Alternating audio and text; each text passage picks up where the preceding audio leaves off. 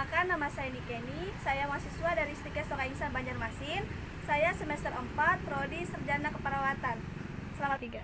Selamat menyaksikan video saya. Baik, di sini saya akan melakukan penyuluhan bagaimana pencegahan atau cara penularan HIV/AIDS. Sebelumnya kita akan mengetahui apa itu pengertian dari HIV/AIDS.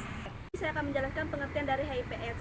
HIV/AIDS adalah sebuah restoran virus yang menginfeksi sel sistem kekebalan tubuh manusia, terutama pada CD4 dan sel T.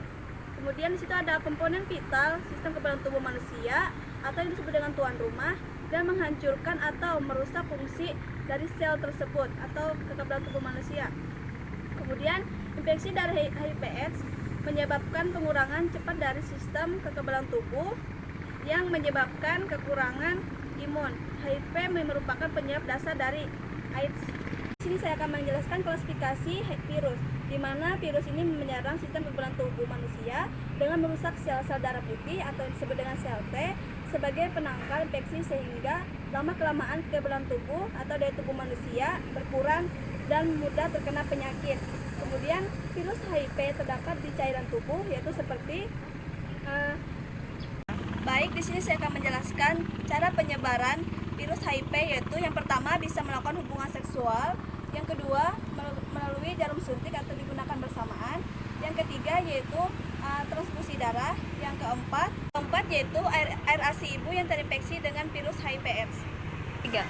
HIV tidak dapat menular yaitu melalui yang pertama yaitu berciuman, yang kedua bergandengan tangan atau salam tangan, yang ketiga yaitu menggunakan alat makan yang bersamaan, yang keempat yaitu berpelukan, yang kelima yaitu dari gigitan nyamuk. Baik, di sini saya akan menjelaskan tanda dan gejala pada pasien atau pada seseorang yang terinfeksi HIV/AIDS. Yang pertama yaitu berat badan menurun secara drastis atau 10% dari berat badan semula selama 1 bulan. Yang kedua yaitu diare terus-menerus tanpa sebab yang jelas. Yang ketiga yaitu demam lebih dari 38 derajat Celcius selama lebih dari 1 bulan dan tanpa sebab yang jelas. Yang keempat yaitu rasa lelah yang berkepanjangan. Yang kelima yaitu sesak napas dan batuk yang berkepanjangan. Yang ketujuh bercak putih di mulut. Yang kedelapan bercak merah kebiruan di kulit. Yang kesembilan itu terkena penyakit infeksi lainnya. Baik, di sini saya akan menjelaskan perjalanan infeksi HIV, yaitu ada 4 stadium. Yang pertama yaitu stadium pertama HIV, yaitu infeksi dimulai dengan masuknya HIV ke dalam tubuh dan diikuti terjadinya perubahan serologis ketika antibodi terdapat virus berubah dari negatif menjadi positif. Yang kedua yaitu stadium yang kedua yaitu asimptomatik atau tanpa gejala. Asimptomatik berarti bahwa di dalam organ tubuh terdapat HIV/AIDS, tetapi tubuh tidak menunjukkan gejala sakit. Keadaan ini dapat berlangsung rata-rata 5-10 tahun. Stadium yang ketiga yaitu pembesaran kelenjar limfe, di mana di situ fase ini ditandai dengan pembesaran kelenjar limfe secara menetap dan merata, tidak hanya muncul pada satu tempat dan berlangsung lebih dari 1 bulan.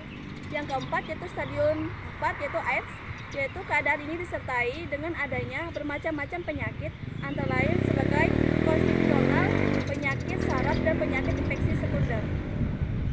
Kemudian di sini ada upaya pencegahan dari penyakit HIV/AIDS. Yang pertama yaitu pencegahan melalui hubungan seksual, yaitu tidak melakukan hubungan seksual bagi mereka yang belum menikah atau jauh dari keluarga. Kemudian menggunakan alat kontrasepsi atau kondom bagi perilaku berisiko. Yang kedua yaitu pencegahan melalui darah atau screening darah kotor. Yang ketiga yaitu pencegahan melalui jarum suntik atau alat tusuk lainnya, yaitu seperti tidak berganti-ganti jarum suntik atau saling meminjam alat tusuk. Yang keempat yaitu pencegahan dari ibu HIV/AIDS kepada bayi, yaitu seperti menyarankan ibu HIV untuk tidak hamil. Yang kedua yaitu memberikan pencegahan dari obat anti-rektor viral pada ibu hamil dan bayi. Sekian dari video saya, semoga bermanfaat buat teman-teman dan yang lainnya. Terima kasih.